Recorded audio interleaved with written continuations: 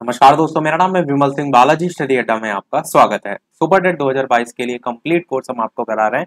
तो साइंस का already complete course करा चुके हैं, अलग से प्लेलिस्ट में लिंक मिल जाएगी। एसएसटी की क्लासेस करा रहे हैं। क्लास नंबर 31 में सौरमंडल के 25 प्रश्न हमने प्रैक्टिस किए थे। पार्ट नंबर 3 में साइड माई बटन पिछला वाला वीडियो आपको मिल जाएगा। आज हम इसके पार्ट नंबर 4 में जो है 25 प्रश्न और प्रैक्टिस करेंगे। तो चलिए स्टार्ट करते हैं। और ये आपका पूरा कोर्स है। इससे पहले की सारी चीजें ऑलरेडी करा चुके हैं इस सौरमंडल टॉपिक से पहले की। तो एसएसटी की अलग से प्लेलिस्ट भी आपको डिस्क्रिप्शन में मिल जाएगी। तो प्रश्न नंबर 26 से स्टार्ट करते हैं, क्योंकि 25 तक हमने जो है वो पहली वाले जो पार्ट था उसमें प्रश्न जो है वो देख लिए। तो प्रश्न नंबर 26 आपका कह रहा है कि नॉर्वे में अर्धरात्रि के समय सूर्य जो है वो कब दिखाई देता है? 21 मार्च, या फिर 23 सितंबर, या फिर 21 जून, या फिर 22 दिसंबर। बताइए इनमें से कौन सा जो है वो सही होगा। मैंने बताया भी था, आपको याद होगा, तो थ्योरी वाली क्लास में ये सारी चीजें हमने ऑलरेडी क्लियर की थी। आंसर की बात कर लेते हैं इन चारों में से। तो आपका ऑप्शन यहाँ पर सी वाला सही हो जाएगा, यानी कि आपका 21 जून जो आपकी जो तारीख है ये आपका बिल्कुल जो है वो सही होगा।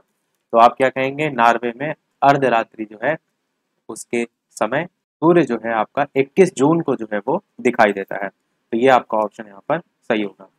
अगला 27 प्रश्न आपका है। 27 प्रश्न कह रहे हैं एक ग्रह जो है उसकी अपने कक्ष में सूर्य से अधिकतम दूरी जो है उसको क्या कहा जाता है? उपसौर, अपसौर, अपौजी या पेरिजी। तो ये चीजें मैंने आपको क्लियर की थी कि क्यों ये स्थिति आपकी दूरियां पास की जो है वो होती है, क्योंकि पृथ्वी की जो आपकी कक्षीय जो गति होती है वो कैसी गति होती है? दीर्घ वृत्ताकार होती है। तो ऐसी स्थिति में सूर्य के कभी नजदीक बहुत ज्यादा हो जाता है और एक स्थिति ऐसा आती है जहां पर दूर हो जाता है। उसी के कारण जो ये सारी स्थितियां हैं वो उत्पन्न होती हैं। आंसर की बात करते हैं इन चारों में से, तो आपका अपसौर की स्थिति जो है वो बिल्कुल सही होगा। जब यहाँ पर अधिकतम दूरी की बात हो, जब न्यूनतम दूरी होगा तो उसी के संदर्भ में देखिए अगला प्रश्न पूछा भी गया है कि एक जो ग्रह है उसके अपने कक्ष में सूर्य से जो न्यूनतम दूरी है उसको क्या कहा जाता है? तो जब अपसौर हमने देख लिया, अधिकतम दूरी है, तो बचा क्या? उपसौर। तो बिल्कुल आपका आंसर यहाँ पर उपसौर जो है वो सही होगा। तो आप क्या कहेंगे कि एक ग्रह को अपने कक्ष में सूर्य से न्यूनतम दूरी जो है उसको उपसौर जो है वो कहा जाता है। 29 प्रश्न आपका है, इनमें से किनके बीच की औसत दूरी को खगोलीय एकक जो है वो कहा जाता है? पृथ्वी तथा सूर्य, पृथ्वी तथा चंद्रमा, बृहस्पति तथा सूर्य, प्लूटो तथा सूर्य। कौन सा इनमें से जो है वो सही होगा? इनके बीच की औसत दूरी जो है उसको खगोलीय एकक जो है वो कहा जाता है। आंसर की बात करते हैं इन चारों में से, तो आपका ऑप्शन यहाँ पर पृथ्वी और सूर्य जो है वो सही होगा। इनके बीच की दूरी को कहा जाता है खगोलीय एकक। अगला प्रश्न नंबर 30 है कि जो मध्य रात्रि सूर्य होता है उसका मतलब क्या होता है, अर्थ क्या होता है? शांत प्रकाश होता है, उदीयमान सूर्य होता है, बहुत चमकदार चंद्रमा होता है, या सूर्य का ध्रुवीय वृत्त में देर तक चमकना होता है। तो बताइए इनमें से कौन सा जो है वो सही होगा। मध्य रात्रि सूर्य का क्या अर्थ होता है? आंसर की बात करते हैं इन चारों में से, तो आपका ऑप्शन सूर्य जो है उसका ध्रुवीय वृत्त में देर तक चमकना, ये एक्चुअल मतलब होता है मध्य रात्रि सूर्य का। अगला प्रश्न 31 कह रहा है कि मध्य रात्रि का जो सूर्य है वो किस क्षेत्र में दिखाई देता है? तो हमने देख लिया कि होता क्या है, पर अगर बात करें दिखाई किस क्षेत्र में देता है, भूमध्य सागरीय क्षेत्र, भूमध्य रेखीय क्षेत्र, आर्कटिक क्षेत्र, या जापान से पूर्व का क्षेत्र। कौन सा इन चारों में से सही होगा? मध्य रात्रि का जो सूर्य है वो किस क्षेत्र में जो है वो दिखाई देता है? आंसर की बात करते हैं इन चारों में से, तो आर्कटिक क्षेत्र जो है आपका ऑप्शन सी वाला जो है वो सही हो जाएगा। अगला प्रश्न 32 कह रहा है कि सूर्य में जो काला धब्बा है वो क्या होता है? सूर्य में एक बड़ा काला छेद होता है, या फिर दिन के दौरान धब्बे जो है वो ऊर्जा के स्रोत होते हैं, या धब्बे वे स्थान है जो प्रकाश उत्सर्जित करने में असमर्थ होते हैं, या इनमें से कोई नहीं। असमर्थ का मतलब समझ रहे हैं, जैसे कि ये पूरा सूरज है, अब कहीं पर एरिया जो है आपका ब्लैक स्पॉट टाइप का आपको दिख रहा है, तो इसका मतलब ये भी आप लगा सकते हैं ना कि वहां से हो सकता है सूर्य की रोशनी जो है वो नहीं आ रही है, या वो एरिया तप्त नहीं है। तो वही चीज यह कह रहा है कि प्रकाश उत्सर्जित करने में क्या असमर्थ होता है, या दिन के दौरान धब्बे ऊर्जा के स्रोत होते हैं, सूर्य में एक बड़ा काला छेद है। तो इन चारों में से, यानी वैसे इनमें से कोई नहीं भी ऑप्शन है, तो इन चारों की बात करेंगे तो इन चारों में से आंसर की बात करते हैं, तो आपका ऑप्शन सी वाला ही सही होगा कि धब्बे वे स्थान होते हैं जो प्रकाश उत्सर्जित करने में असमर्थ होते हैं। 33 प्रश्न आपका है, सूर्य के रासायनिक मिश्रण में हाइड्रोजन का परसेंटेज कितना होता है? ये तो मैंने बताया था कौन कौन सी गैसेस होती हैं। अब ये चीज इन्होंने यहाँ पर एक लेवल एक्स्ट्रा पूछा है कि प्रतिशत कितना जो है वो होता है। और ये प्रतिशत भी मैंने आपको बताया था, कितना हाइड्रोजन का होता है, कितना हीलियम का होता है, सारी चीजें। और क्या होता है नाभिकीय विखंडन, क्या होता है नाभिकीय संलयन, यहाँ से भी क्वेश्चन आता है। आंसर की बात करते हैं तो हाइड्रोजन का परसेंटेज 71% आपका जो है वो होता है। यही आपका ऑप्शन यहाँ पर सही होगा। तो याद जरूर रखिएगा, ऐसे क्वेश्चन बनने लगे हैं अब, सीधे सीधे क्वेश्चन ना पूछ करके ऐसे ही पूछ जाते हैं। अगला है, इनमें से कौन एक तारा है? चंद्रमा, शुक्र, पृथ्वी, सूर्य, बताइए इनमें से कौन सा जो है वो सही होगा। इनमें से कौन जो है वो एक तारा है? आंसर की बात करते हैं इन चारों में से, तो आपका ऑप्शन सूर्य जो है वो आपका एक तारा होता है। ये चीज मैंने आपको बताई थी, तो बस यही आपका ऑप्शन जो है वो सही होगा। सूर्य क्या है? सूर्य एक तारा है। और ये भी एक क्वेश्चन आया था पिछले क्लास में कि प्राचीन लोग जो है किसे जो है ग्रह मानते थे और ग्रह मानकर उसकी पूजा करते थे, इस तरीके का क्वेश्चन था। तो सूर्य वहां पर भी आंसर जो है आपका सही था। 35 प्रश्न आपका है कि सौर जो पृष्ठ है उसमें लगभग कितना तापमान होता है? 800, 600, 6000, 1000, बताइए कौन सा सही होगा। मैंने बताया था ना कि जो कोर एरिया होता है, सेंटर वाला एरिया होता है, उसका जो टेम्परेचर होता है तो वो इतना ज्यादा होता है कि आप, तो मैंने बताया था। पर अधिकतर जो प्रश्न पूछा जाता है वो उसके आउटर एरिया से पूछा जाता है, या उसको हम ये कह सकते हैं सौर पृष्ठ करके पूछा जाता है। तो उसमें जो टेम्परेचर होता है वो 6000 डिग्री सेल्सियस जो है वो होता है। तो सी वाला आपका ऑप्शन यहाँ पर जो है वो बिल्कुल सही होगा। अगला है, सूर्य की जो सतह है उस पर हाइड्रोजन के अलावा दूसरा कौन सा तत्व बहुतायत में जो है वो पाया जाता है? हीलियम, नियॉन, आर्गन, ऑक्सीजन, बताइए इनमें से कौन सा जो है वो सही होगा। मैंने बताया ना, हाइड्रोजन तो सबसे ज्यादा परसेंटेज आपका भी ऊपर क्वेश्चन आया था, 71% देखने को जो है वो मिलता है। पर उसके बाद किसका नंबर आता है? मैंने बताया था ना कि टॉप 2 या टॉप 3 आपको पता होना चाहिए, क्योंकि कई बार क्या होता है इनका क्रम पूछ लिया जाता है। तो इसके, ये हमारा चौथा पार्ट चल रहा है इसका, सौरमंडल का पहला पार्ट और दूसरा पार्ट, उसमें हमने थ्योरी पूरी जो है वो देखी है। नहीं देखी हो तो देख लीजिएगा। आंसर बात करते हैं तो हीलियम आपका सही होगा। हाइड्रोजन के अलावा जो हीलियम है वो आपका बहुतायत में सूर्य की सतह पर जो है वो पाया जाता है। तो आपका हीलियम जो है वो बिल्कुल सही होगा। अगला देखते हैं, सूर्य प्रकाश धरती तक पहुंचने में कितने मिनट लेता है? अब देखिए, यही प्रश्न ऐसे भी पूछ लिया जाता है, 8 minute, 10 second, 20 second, 15 second, 16 second, और यही पॉइंट में भी पूछ लिया जाता है। तो 8.3, 7.3, 9.4 या 10।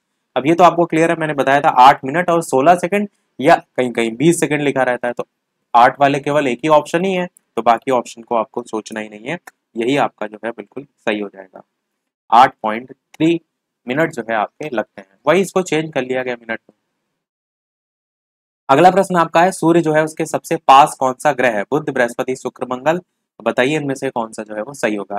सूर्य के सबसे पास पूछा गया है, तो सूर्य के क्रम से ही हम याद करते हैं ना, बुध, शुक्र, पृथ्वी, मंगल, इस प्रकार से। तो बताइए इन चारों में से कौन सा जो है वो सही होगा। आंसर की बात करते हैं तो बुध ग्रह आपका ऑप्शन जो है यहाँ पर ए वाला जो है बिल्कुल सही हो जाएगा।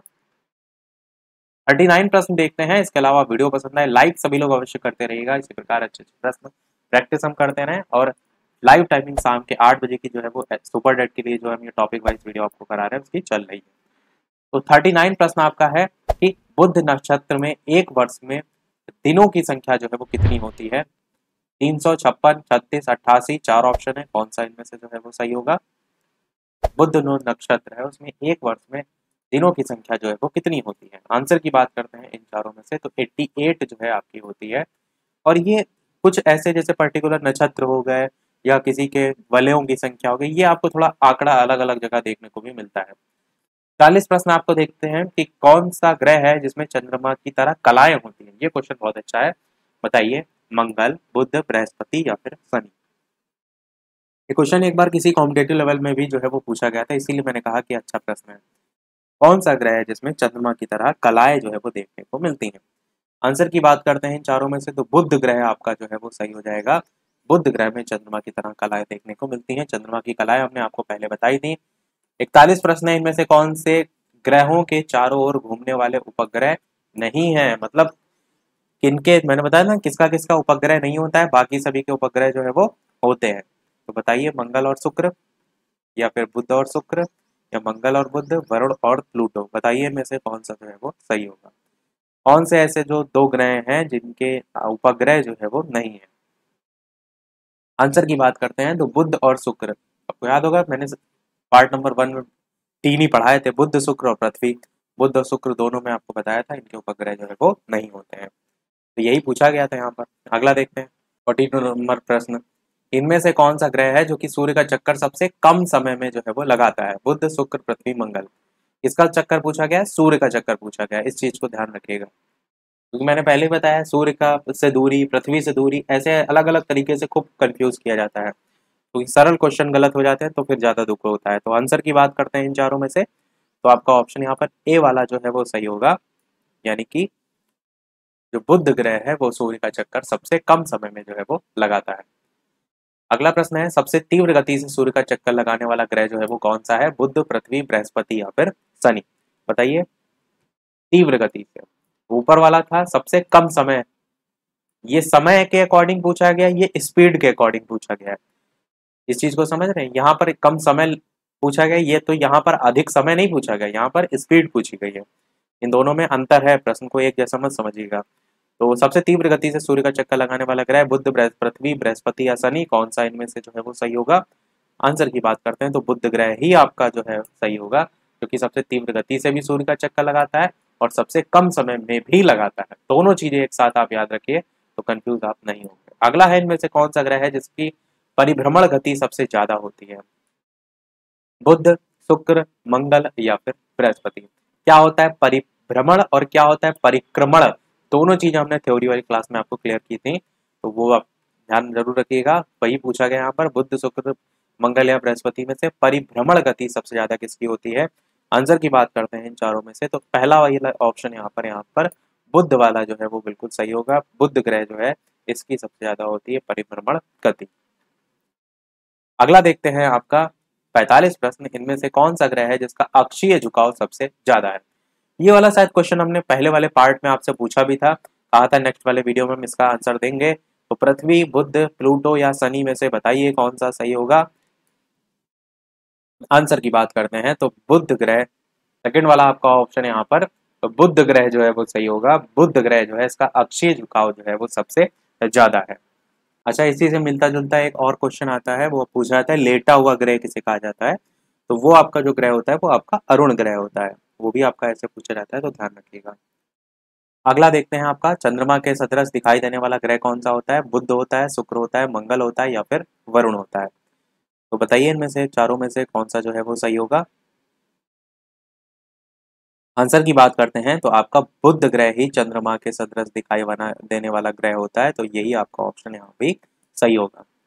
अगला है, सौरमंडल जो है उसका कौन सा ग्रह लगभग पृथ्वी जितना बड़ा है? अब पृथ्वी जितना बड़ा है इसलिए उसको पृथ्वी की भगिनी और पृथ्वी जो है उसकी बहन, इस तरीके की संज्ञा जो है वो दी जाती है। ये चीज मैंने आपको क्लियर की थी। तो बताइए इनमें से कौन सा जो है वो सही होगा? सौरमंडल का कौन सा ग्रह लगभग पृथ्वी जितना बड़ा है? बुध, मंगल, शुक्र या फिर यम?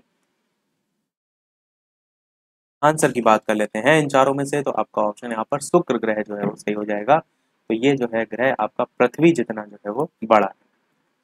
48 प्रश्न आपका है, पृथ्वी की बहन जो है वो किसे कहा जाता है? बुध, शुक्र, मंगल या बृहस्पति? बताइए इनमें से कौन सा जो है वो सही होगा?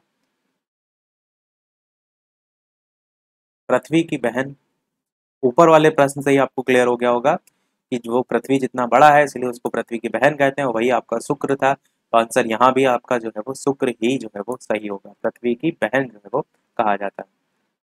49 प्रश्न आपका है कि शाम का तारा यानी कि इवनिंग स्टार जो है वो किसे कहा जाता है? चार ऑप्शन आपके हैं, मंगल, शुक्र, पृथ्वी या फिर बुध। और ये हमारा सेकंड लास्ट प्रश्न होगा, 50 आपका लास्ट प्रश्न होगा, उसके बाद एक प्रश्न आपके लिए भी होगा। तो बताइए किसे जो है वो शाम का तारा या फिर इवनिंग स्टार जो है वो कहा जाता है? अच्छा, कई बार प्रश्न लिखने का तरीका कैसे होता है, हम रट के गए हैं शाम का तारा और हिंदी में ही वो इवनिंग स्टार लिख देते हैं इस प्रकार से, छोटी ई लिख कर, मतलब समझ रहे हैं कहने का मेरा क्या मतलब है? तो इस प्रकार से भी आपके दिमाग में चीजें होनी चाहिए कि शाम का तारा मतलब इवनिंग स्टार ही होता है। शाम का तारा या भोर का तारा भी किसे कहा जाता है? मंगल, शुक्र, पृथ्वी या बुध में से? तो आपका आंसर यहाँ पर बी वाला यानी कि शुक्र ग्रह ही जो है वो आपका सही होगा। शुक्र ग्रह को ही कहा जाता है शाम का तारा, इसी को ही भोर का तारा भी कहते हैं। इस तरीके से आपका प्रश्न आता है। अगला और इस वीडियो का लास्ट प्रश्न देखते हैं, इसके बाद एक प्रश्न हम आपसे पूछेंगे। इसके अलावा चैनल पर नए हो तो सब्सक्राइब करके अवश्य जुड़ जाइएगा, और वीडियो पसंद आए तो लाइक, शेयर और सब्सक्राइब जरूर जो है वो करते रहिएगा। तो सबसे चमकीला ग्रह आपसे पूछा गया है चार ऑप्शन में, बृहस्पति, मंगल, शुक्र या बुध। बताइए इनमें से कौन सा जो है वो सही होगा? कारण भी मैंने बताया था। देखिए, जरूरी नहीं है हर चीज आप केवल रटी हो, कुछ चीजें हैं उनके रीजन भी पता होना चाहिए। सबसे चमकीला ग्रह है तो क्यों है, या लेटा हुआ ग्रह कह रहे हैं तो क्यों कह रहे हैं, शाम का तारा या भोर का तारा कह रहे हैं तो क्यों? क्योंकि इससे क्या होता है, अगर आपको फैक्ट पता है तो अगर क्वेश्चन नहीं भी रटा है तो आपके दिमाग में वो चीज बैठ जाती है। तो आंसर की बात करते हैं इन चारों में से, तो आपका ऑप्शन यहाँ पर शुक्र ग्रह जो है वो सही होगा। सबसे चमकीला ग्रह जो है इसे संज्ञा दी जाती है। सभी प्रश्न हुए हमारे समाप्त। एक प्रश्न आपके लिए भी, जैसे कि सभी वीडियो में हम आपसे एक नए प्रश्न पूछते हैं, तो इस वीडियो का आपके लिए प्रश्न है जिसका आंसर वीडियो के मेन कमेंट में आपको बताना है कि सौर मंडल का सबसे गर्म ग्रह जो है वो कौन सा है। ए ऑप्शन बुध है, बी ऑप्शन मंगल है, सी ऑप्शन शुक्र है और डी ऑप्शन पृथ्वी है। तो इन चारों में से कौन सा सही होगा, अपना आंसर वीडियो के मेन कमेंट में टाइप करके जो है वो बताइएगा। लाइव टाइमिंग दो है, दोपहर के 3 बजे और शाम के 8 बजे, जिसमें दोपहर के 3 बजे वाली टाइमिंग में हम इस समय डीएलएड के लिए जो है वो चीज़ें करा रहे हैं। वैसे आपकी यही दोनों टाइमिंग है, तो लाइव आकर भी वीडियो आप देख सकते हैं, प्रश्नों की प्रैक्टिस कर सकते हैं। आज वीडियो में इतना ही रखते हैं, मिलते हैं अगले वीडियो में कुछ नए प्रश्नों के साथ, नए टॉपिक के साथ। तब तक के लिए नमस्कार, जय हिंद।